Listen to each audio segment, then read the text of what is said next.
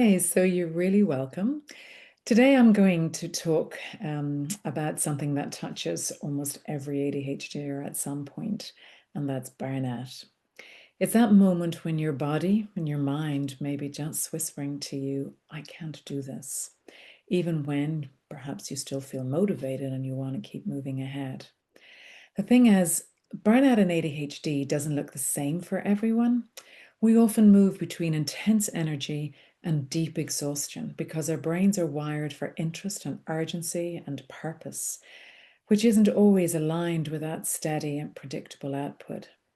So, today I want to walk you through three things: the road to burnout, what actually happens for ADHDers, how to avoid it, and with awareness and boundaries and self understanding, and then what to do when you realize you're there. And that's really important, right? How to restore, balance, and reconnect to what really matters. So let's first look to the road to burnout. It often begins from a place of passion. We may be doing something that excites us. It could be a project, a cause, or a new idea. Or it can also sometimes be just within a normal work that we are weighed down from the expectations of others, the daily grind, and we get burned out. We can get burned out doing what we love just as much as burned out by something that's wearing us out. As Dr. Ned Hallowell says, our brain is like a Ferrari engine with bicycle brakes, right? We can power ahead, and just sometimes we just don't know when to put on the brakes. We just don't feel it. Um, I think we're really, it's part of the ADHD spark, that allows us to really propel forward. So underneath that drive can sometimes, also be that desire to prove ourselves, to keep up, to be seen as capable, sometimes in a world where we feel misunderstood or we don't understand ourselves.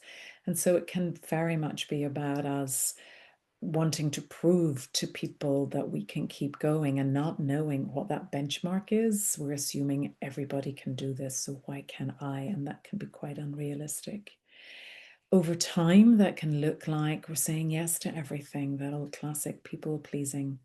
We may be working twice as hard to meet expectations and often may not even have clarity on what those expectations are because we've been afraid to ask. And that could be in a performance review, that could be around the job that it is that you've been asked to do, that you're not actually clear on what it is you're supposed to be doing, but you kind of still set this mark of you still have to achieve something great because isn't that what everybody does? It can also result in, from perfectionism. One of the key parts of burnout is really just ignoring our body signals. And because we think we should be pushing through, we don't actually recognize the signs that are there that actually, we're tired and we need a reset. Um, I think a big part of it is also is recognizing that when we are getting tired, it's not because of a weakness. It's human, but it's part of a nervous system depletion. And that is really something we have to recognize, that this is normal. It is completely normal that when you push yourself too hard and on too little fuel, that we will pay the price for it. And that is okay. And it's all right to give ourselves time. Um, for ADHDers as well, burnout isn't just about exhaustion. Sometimes it's actually about disconnection. I think that's often one of the biggest part. We disconnect from ourselves. We've disconnected from what gives us energy, from where we get our joy, and disconnection from what we need. And so, a big part of where we see this disconnection as well is within the workplace with presenteeism.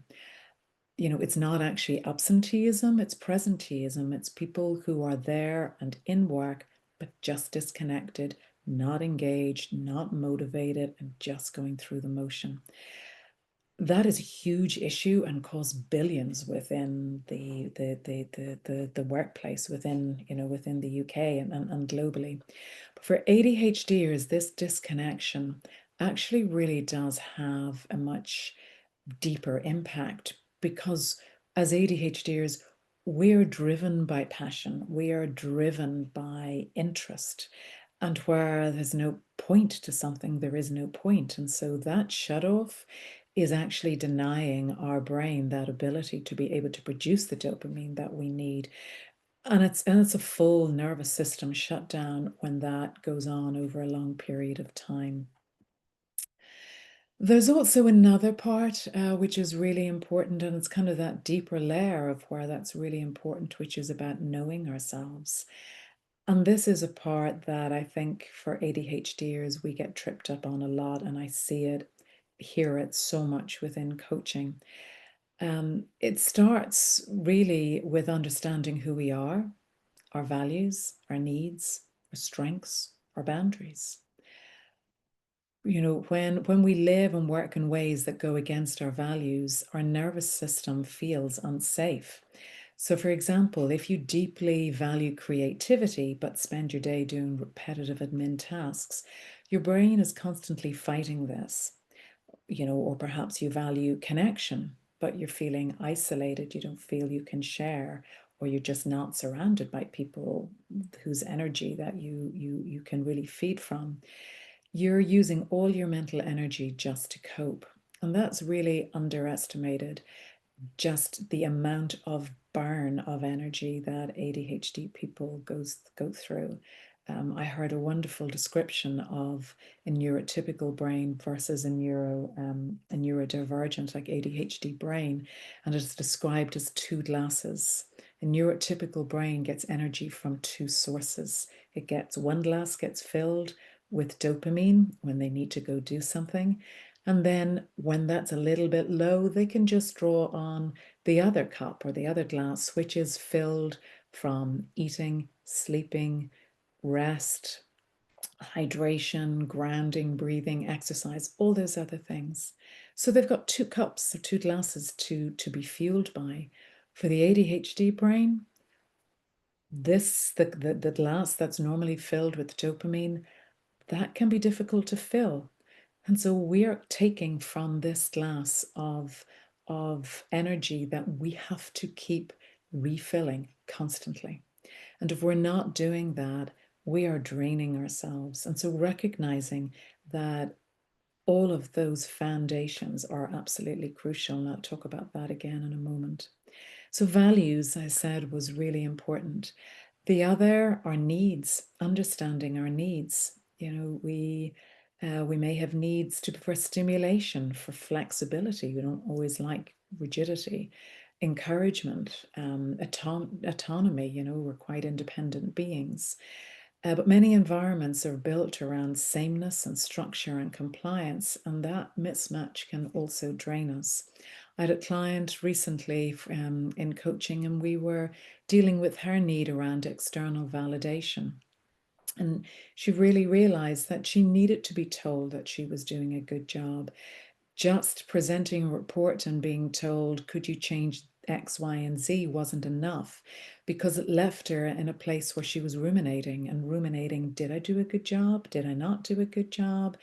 And then that would just take hold, and the energy drain of that rumination, of then convincing herself she was doing a terrible job, when in fact all that was being asked for were just a few small changes.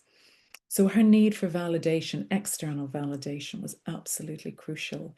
And so it was really, really important that she was able to talk to her manager about that and say, in a very positive way, not a needy way, but a very positive way, I work better with this and I'll be better with the team with this. And that's a much more positive way. And that's with coaching, that's what we can work through, of how you can address your needs and present your needs to others. And then in time, we also work on how to self validate by starting to learn your strengths. And that's hugely important. Natural strengths of ADHD are creativity and empathy, intuition, problem solving, bravery, resilience, kindness, being humble. They're all traits that I see in leaps and bounds, let alone all of the other normal human strengths that people bring. Being humble is one we're particularly good at, and we often dismiss our own successes, dismiss them with a yeah, but, as though we can, we can award them to somebody else or something else, or else we just don't acknowledge them, often because of the disruption in our reward pathway. Often what happens as well is that value and worth is often attached to outcomes. So if I can only do this, then I know I'm good. And if I can't even do this, well, then I'm useless. And that's not how we grow confidence by placing value on outcome. We grow confidence really by recognizing our strengths and attaching value to those strengths. So acknowledging, yes, I did this, it was great, but the strengths I used to do that, I was brave, I was courageous, I was giving in how I helped share with others in the team and how we built this. And so by focusing on our strengths, we are starting to build a toolkit which results in confidence, but that toolkit is what fuels us and provides us with energy. And also, that sparks of joy and that fuels us. So really, really important to acknowledge, our values. When we work against them, we're in trouble. Our needs, if they're not being met, we're going to be draining on our energy and going into those classic rumination or procrastination. And then our strengths, recognizing they're a real source of energy. And without them, we start to move into potentially within to that burnout. Um, the other part that is hugely important in terms of managing to avoid that burnout trap is psychological safety. Absolutely crucial. Psychological safety within the workplace is spoken about a lot, but we also need psychological safety within our family life, within our friendships, within the relationships. So whether it's at work, at home, or among friends, psychological safety means feeling like we can be ourselves without fear or judgment or punishment. And it's knowing that can say, I'm struggling. I'm struggling today, or I feel wrecked today. I'm just not feeling it. I need to take a break, or I need to do this differently. When we don't have that psychological safety within workplace, we see it a lot where people don't have that. That leads to pushing ourselves, that leads to working outside our needs, outside our values, and not having boundaries to be able to say, no, this isn't going to work for me. We end up masking, we become overwhelmed, we overcompensate, and we exhaust ourselves by trying to appear fine. So, in safe environments, we can absolutely thrive. We can speak up for ourselves, and we surround ourselves in a way and in systems that are going to work for ourselves and allow our creativity and connection be there. Um, a word, if you are a leader and you're listening to this, or a parent or a friend, creating that safety isn't optional. It's really important that people who share that they maybe need something that's outside of what's seen as the norm and they need more flexibility, that could make the difference for them to thriving or to entering into overwhelm zones and reaching burnout. So really important to acknowledge. Um, avoiding that, protect your energy. Know the foundations of your energy: sleep, hydration, healthy foods at regular times, something we can find difficult. Exercise, movement, we know is really good, be it going off for a sprint or a swim, or it could just be moving outside, getting outside, going around the corner, going up and down stairs a few minutes. We know that sparks the brain up. Um, Grounding, feeling connected within your body. When we lose that connection, that's when burnout really can start to take hold because we're just unaware of what's actually happening. Um, our breathing is absolutely hugely important as well.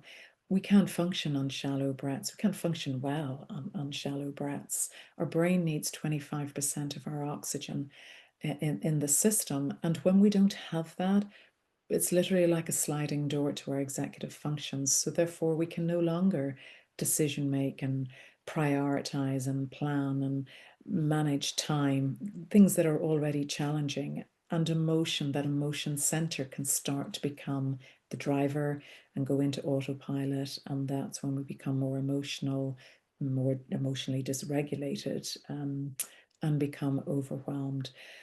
So that is key. That really is key, of really understanding how to protect your energy. And that requires systems, structures that you can build flexibility into. It doesn't have to be rigid, but it requires intention that you want to do that. The other part is about protecting recovery time. There was a great LinkedIn post that I looked at recently, and the reactions to it were absolutely enormous. And in it was suggested that for resets and valuing resets, could you sit for 10 minutes in work doing nothing, doing absolutely nothing, giving yourself permission to do that and not feeling guilty? And the overwhelming reaction to it from neurodivergent, I suspect, as well as neurotypical people, they couldn't. They couldn't even conceive of doing that. But the value of it, we know, is absolutely enormous. So just taking that time out when you have finished something, when you have completed a task, a project, just, or, it could be on a longer thing, taking some time out. And that time out could be 5 minutes if it's just finishing a task, giving yourself a little bit of time, or it could be time out might be actually, I need to take tomorrow off, or tomorrow afternoon off, or I just need to disconnect for a little while. Protecting that recovery time, is really important. And so that's very much feeds into, that protecting your energy. Redefining productivity, that's also important with ADHDers. That to-do list can be enormous, and the feeling that we can never get through it, and we just keep adding and don't finish things. But also very often it's because we haven't prioritized, and we think everything is important and everything is urgent, and that just becomes overwhelming. So learning to manage productivity and doing small steps like working on 3 good wins within a day, an important, a medium, a small. So starting to view that to-do list in a different way and don't feel we've got to get through everything. And managing yeses, building those boundaries about being able to say, I'm going to have to get back to you on that. I'd love to, but let me get back to you on it. Really thinking before saying yes, because when you say yes to one thing, you're saying no to something else. And when you keep saying yes to things, to outcomes, to projects, to other people's requests, you're saying no to yourself. And that's really important to acknowledge. And so to value yourself and value that you need rest, you need space, and you need time for clarity just to be able to sit and think. That's important. So saying no is a really healthy thing to do. And then, to be able to build those structures around the foundations of the eating, sleeping, grounding, all of those things. It's about building rhythms. They don't have to be solid, rigid routines. They can be just gentle anchors that we can do. There might be morning rituals, or maybe they're just daily rituals that you do at different times. It doesn't have to be set that it's always the same. And if I don't do it then I have failed. You haven't.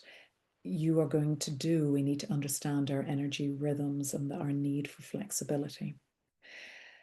When you're already burnt out, and if that's a place that you feel you've already arrived at, that's not weakness. It's not being lazy. It's an energy system that is now depleted. And it's your brain telling you, I need rest. It's saying no. It's a sensory overload, and you are saying no now to things to help protect you. So it's about stopping to stop pushing yourself. Just give yourself time to rest. And that can be very difficult to do. And sometimes we need to bring other people on board to feel we can give ourselves permission to do that. Sometimes it's getting permission from others at that time.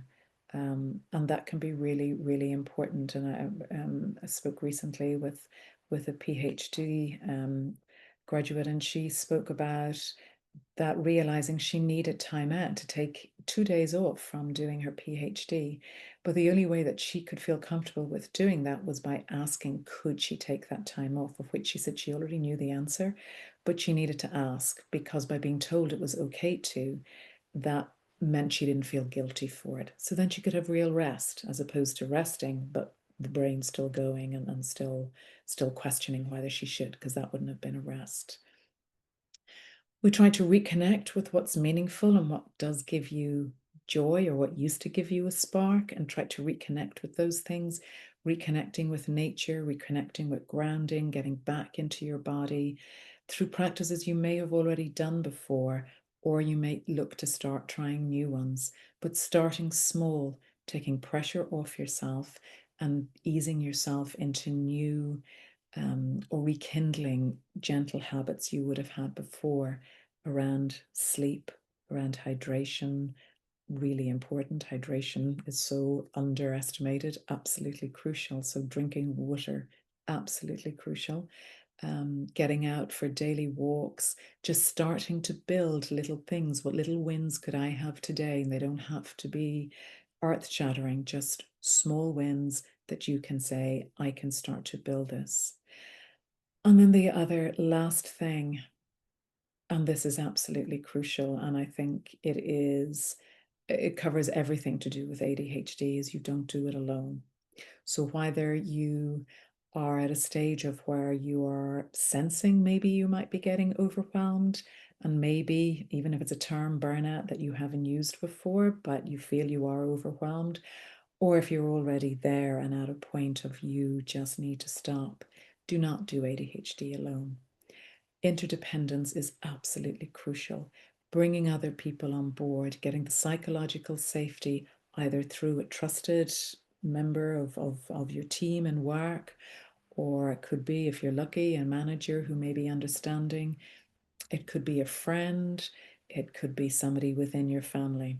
But start to share what it is that you are feeling, what you are thinking, and what it is that you need.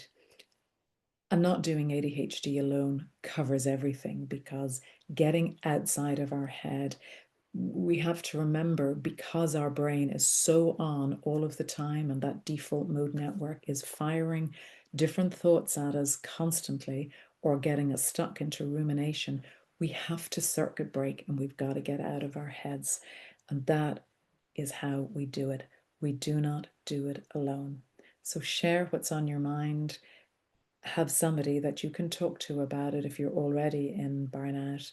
But if you feel that perhaps you're on that road there, there's so much that you can do. You can start to reappraise, what are my values? What are my needs? What boundaries do I have? Coaching is superb to help you work that through.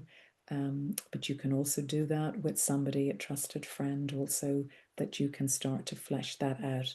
Write it down, type it out, just get it out and get it down in front of you so you can start to crystallize. I hope you found that helpful and interesting. And we are here to help you on that journey with ADHD. And I hope that you have enjoyed this whole series of ADHD talks. So for now, my friends, that's it. I hope you've enjoyed.